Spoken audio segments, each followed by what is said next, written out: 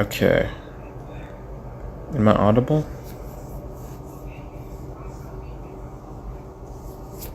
Alright.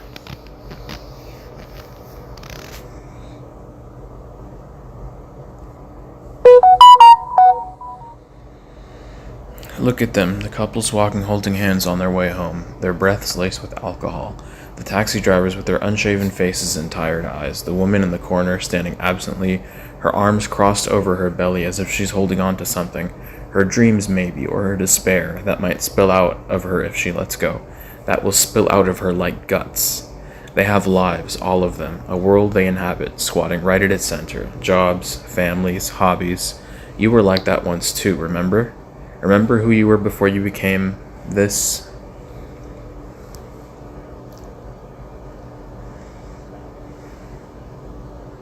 Drug mule? Ferrying other people's poison back and forth, putting yourself in danger. For what? No matter how well you knew how to handle yourself in the streets, you could blend in, go unnoticed, could even put up a fight if you needed to. After all, it was always your life for someone else's profit and someone else's need. But look at you now, how much things have changed, eh? Sometimes you think back on your life and wonder, was that really you back then? That body with its effortlessly beating heart, its warm flowing blood, its mortal coil. Family, friends, profession. You even had hobbies. They seemed important. Everything did. Play RPGs with my... dance a lot. You even performed at a club and they paid you for it. That's how good you were. Chrissy, the waitress, was besotted with you in her own platonic way. You were her favorite person in the world. She used to talk your ear off about the pleasures of the night and its creatures that fed on the blood of others and lived forever, content and unchanged. She consumed every piece of vampire media that came her way, a vampire fetish of all things. The irony. How little she understood. You still check up on her sometimes, shadow her when she goes home just before dawn, but you never talk to her anymore. That's gone, as is everything else for you. You look up at the dark sky above, blotted out by streetlights, the shrouds of clouds, hinted brown by smog. This is what thinking back to your life feels like sometimes. Like a layer of crap muddies the view of your own memories, your own past. Everything seems distant, unclear, dull. But you had a family, once, before you were embraced. Before your sire abandoned you and Marcos took you in, for reasons only he knows. You had people who cared about you, didn't you? Yes.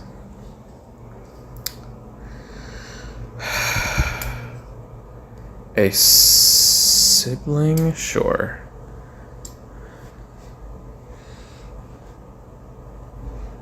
Eugenia.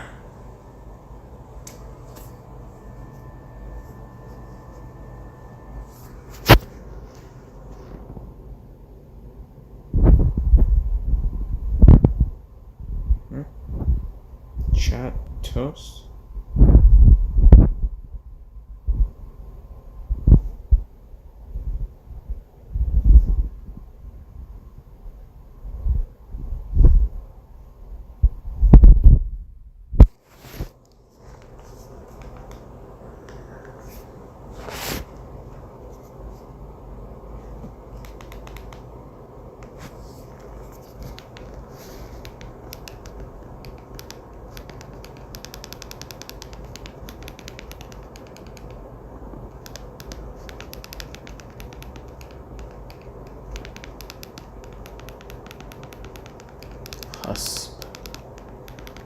Husband.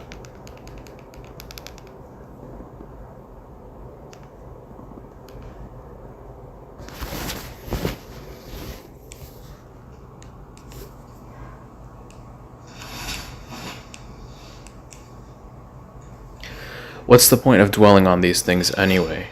Marcos often says it's better to move on. For you, for the people you left behind, dwelling, trying to keep something of you who once were, can only bring you pain.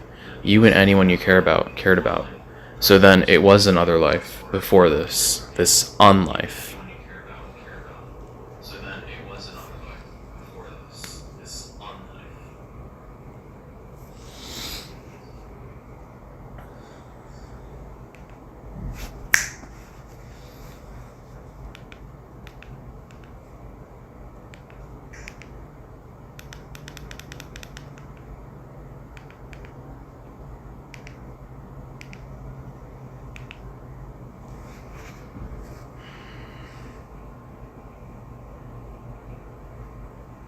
I may be a monster, but I don't hate myself. If anything, I like myself better now. Does that make me a monster? I've always been a monster, no reason to make excuses, or I hate what I've become, but is it really my fault I have to survive? I may be a monster, but I don't hate myself. No, of course not. What would be the point? Besides, even monsters have to survive. At least you still have principles, things you believe in, that you hold on to. Protect the innocent. You would do anything in your power to avoid harming the innocent. Except sucking their blood, of course. Or at least that's what you tell yourself. Let's hope you won't have to put that to the test. The warehouse you're looking for is a half-finished metro station, almost a mirror image of the real one, connected to it by a narrow, blind alley. This is the kind of bad planning that happens a lot around here. Someone has a good idea, good intentions even, but then fails to implement so spectacularly that the result is a hole in the ground, people displaced, fortune squandered. Oh well, suits you well enough, not gonna lie. To get to the warehouse, you have to go through the subway proper, traverse it until you reach the far end. There you find a door that leads to the guts of the station, and once you're past that, you'll exit into the alley. Unfortunately for you, and perhaps for him too, keeping an eye on that first door was in the duties of a guy that paces the back of the station, guarding the bits that are not well lit enough for the subpar CCTV system.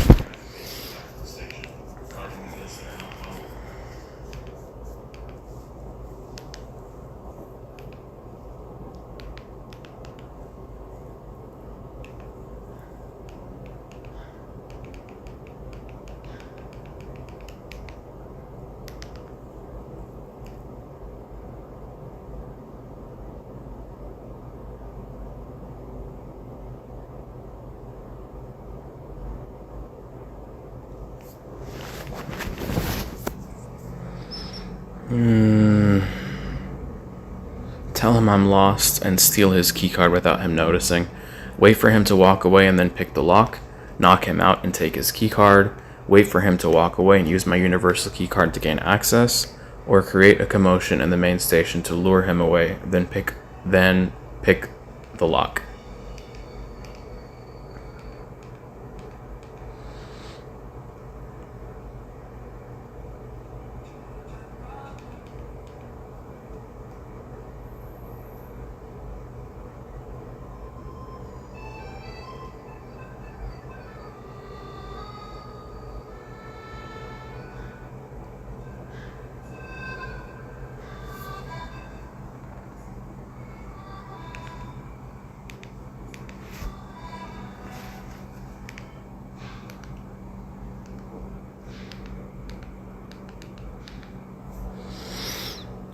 Tell him I'm lost and steal his keycard without him noticing.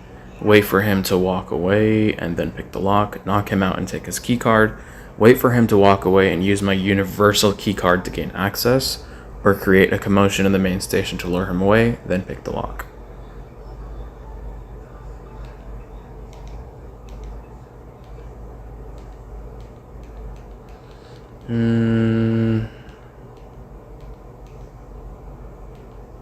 I'm gonna say, wait for him to walk away, then pick the lock.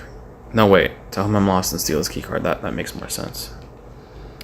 You approach the guard trying to look lost and innocent. Excuse me, you say, could you help me? It turns out he's more than eager to help you. While he explains how to get back to the main station and which way to go to catch the train you need, your nimble fingers relieve him of his keycard. The poor man has no idea. You imagine him furiously patting his pockets at some point in the near future, cursing himself, perhaps, over his own incompetence. You thank him profusely and walk away, waiting for him to do his next round of pacing around the back of the station. When he's far enough, you use the keycard. The door opens without problems. You keep the card. It might come in handy one day. Kind of a scumbag move, but...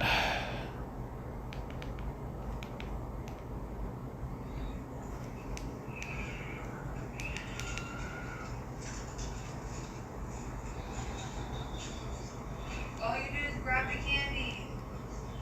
Come on. Girls, grab your candy.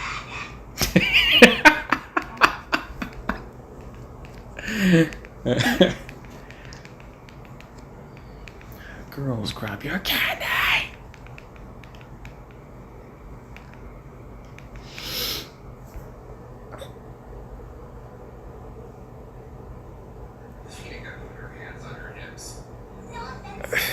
Buildings are made with a sense of purpose in terms of logic. I intuit my way through. I intuit. Intuit.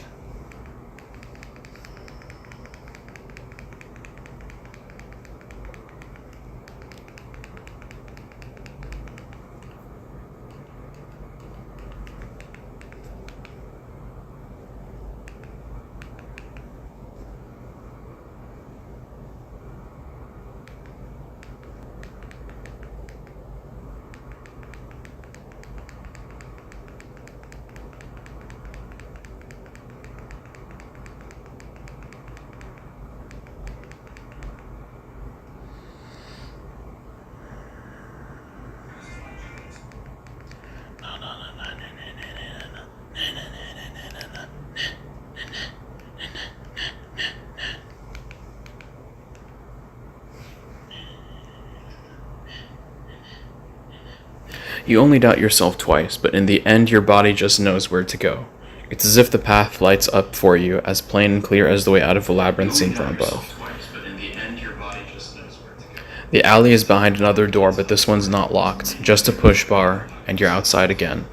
You look left and right. The alley is nothing but a narrow gap between two massive buildings, enclosed from both sides. If you didn't know better, you might feel like a rat trapped in a box. The entrance to the warehouse is tucked behind a large metal container, still overflowing with rubble from construction work that was completed years ago. You take a careful look around to make sure no one's watching before you reach behind the container for the chain you know is there. Your fingers feel for the rusty metal. There. Pull once, twice, then wait.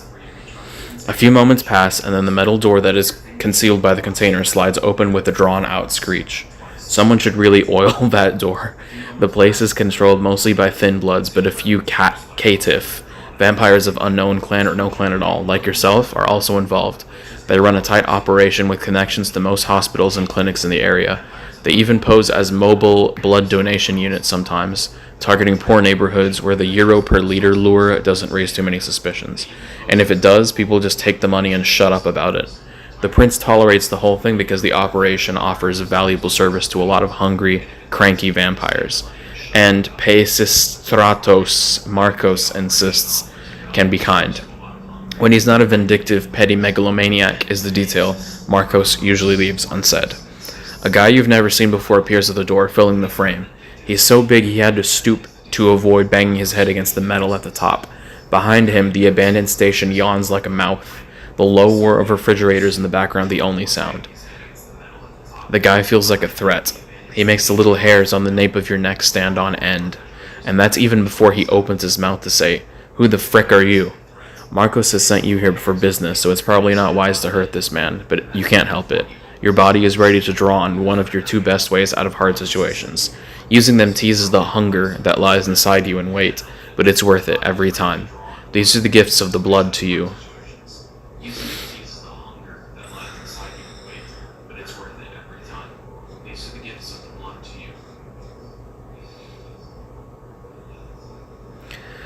The beast stirs behind my eyes, ready to be drawn out. My senses reach out, their prying fingers ready to rummage through the man's soul.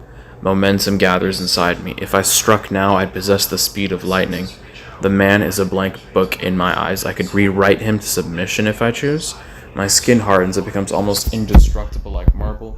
Of course, I could just vanish. I focus on my uncanny strength into my fingers. If I wanted, I could rip through this guy in an instant.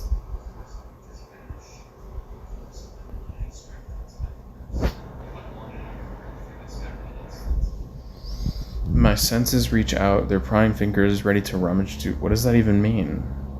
Momentum gathers inside me. The man is a blank book.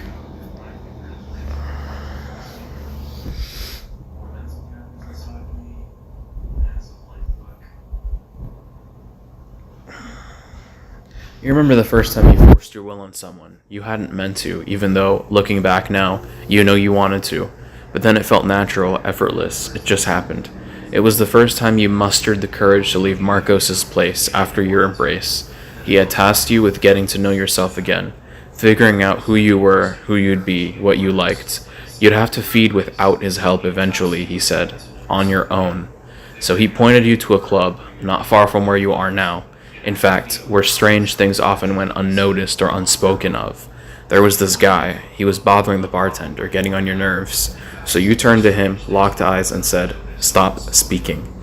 You'll never forget the look in his eyes, the surprise, the fear. His mouth kept working for a few seconds without making a sound, then hung open like a fish's. How did that make you feel? Embarrassed? Powerful? Should any being possess that kind of control over another? The bartender thanked you in any case. Once you got a taste of the gifts that were newly available to you, Marcos helped you figure out what else you could do. He even sourced and allowed you to sample vitae with interesting potential, so you discovered your second major power.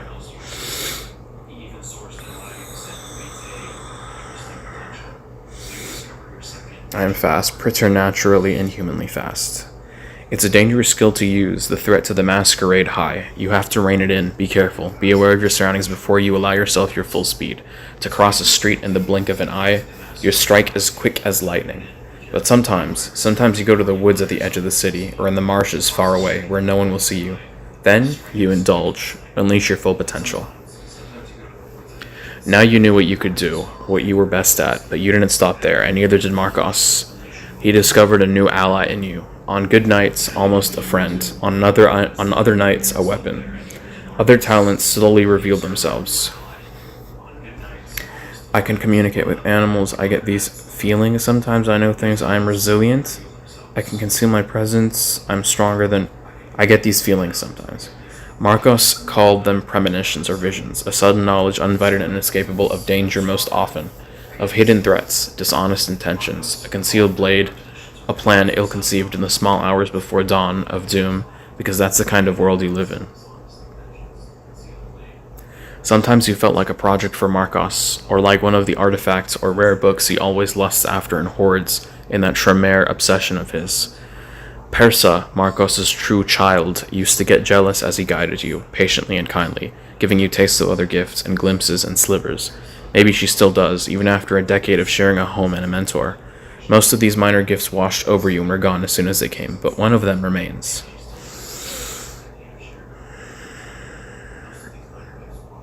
I can sense the beast in others. If there's one thing your embrace taught you, it is this. Everyone, everything has a beast. It inhabits, it hungers, it rages. And sometimes, just sometimes, it talks. You can listen to the rambling whispers of the beast. You can tell whether something or someone means you harm.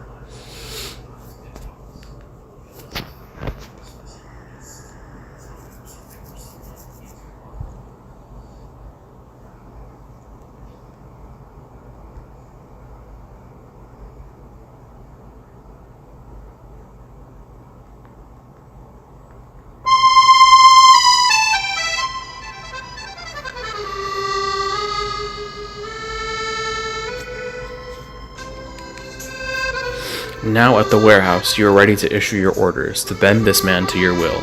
A familiar voice stops you.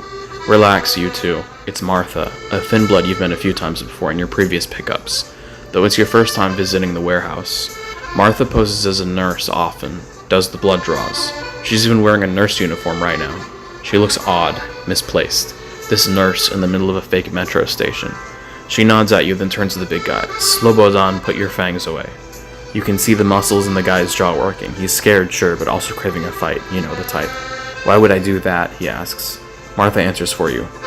This is Marcos's boy, you idiot. Slobodan's face drops. He's clearly no longer in the mood for a fight, but he's definitely scared. Of Marcos, of you.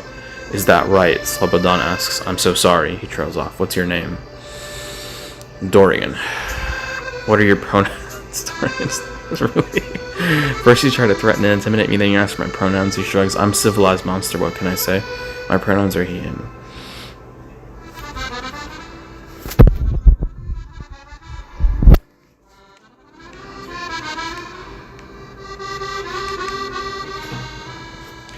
That's great. I'm glad you got to know each other, Martha says with an absolute lack of emotion on her face. Can we get down to business now? Martha motions for you to follow her, and Slobodan closes the door behind you.